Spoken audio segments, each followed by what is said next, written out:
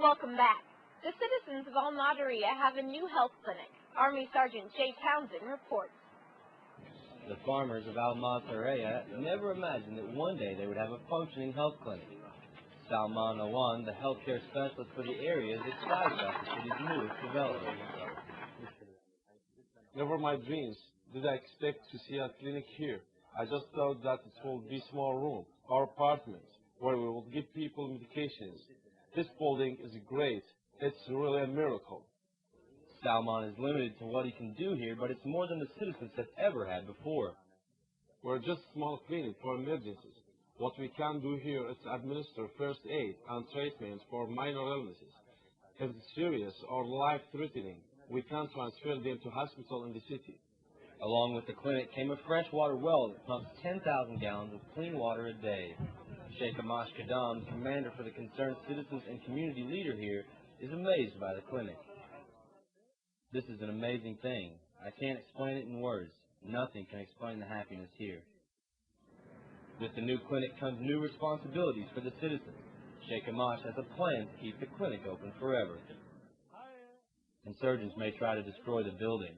I advise everyone to keep security around the clinic. I want the children to look back 15 years from now and remember what we went through to get it. Sheikh Amash said nothing like this has ever happened to them before, not even under Saddam's regime. Reporting from Al Duraiya, I'm Army Sergeant Jay Townsend. The Republic of Georgia is just one coalition partner participating in Operation Iraqi Freedom.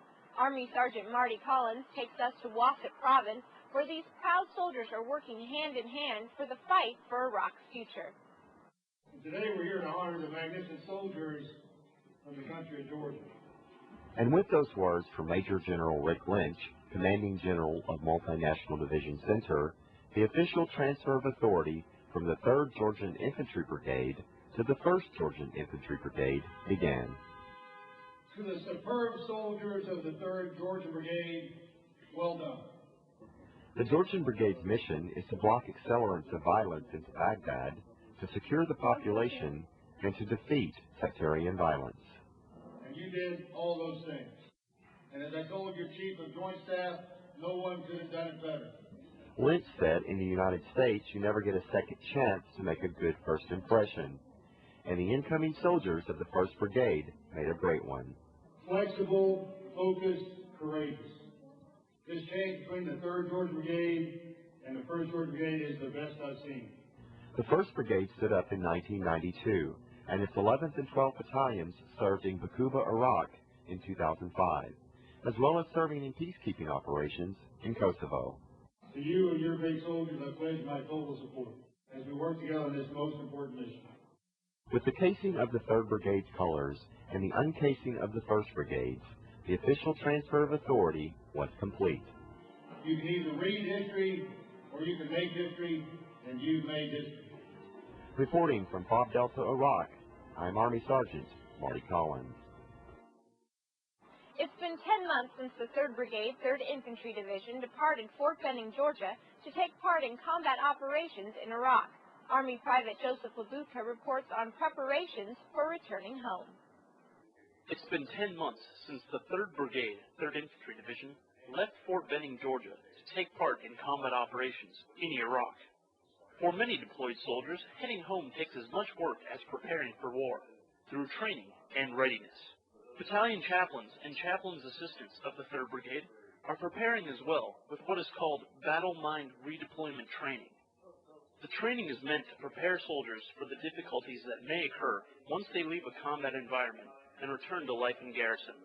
Multinational Corps Iraq Joint Operations Chaplain Major Oscar Araco visited Forward Operating Base Hammer to instruct the chaplains on how to use the battle mind training tools. Battle Mind is a series of product presentations and techniques to help soldiers prepare for, endure the rigors of deployment, and then prepare for transitioning to go home, and then to have successful reintegration with their units and those that they love back home. Battle Mind training uses experiences and skills of deployment to successfully transition to home life. Private First Class Courtney Stevens, the chaplain's assistant for the 203rd Brigade Support Battalion, along with her chaplain, will bring this training to her fellow soldiers. Even when I went home for R&R, I could see things that have changed in me, just tolerance for certain things and how I wanted things a certain way. And so this reintegration process, the program that they have for us, I think it will really work for a lot of soldiers.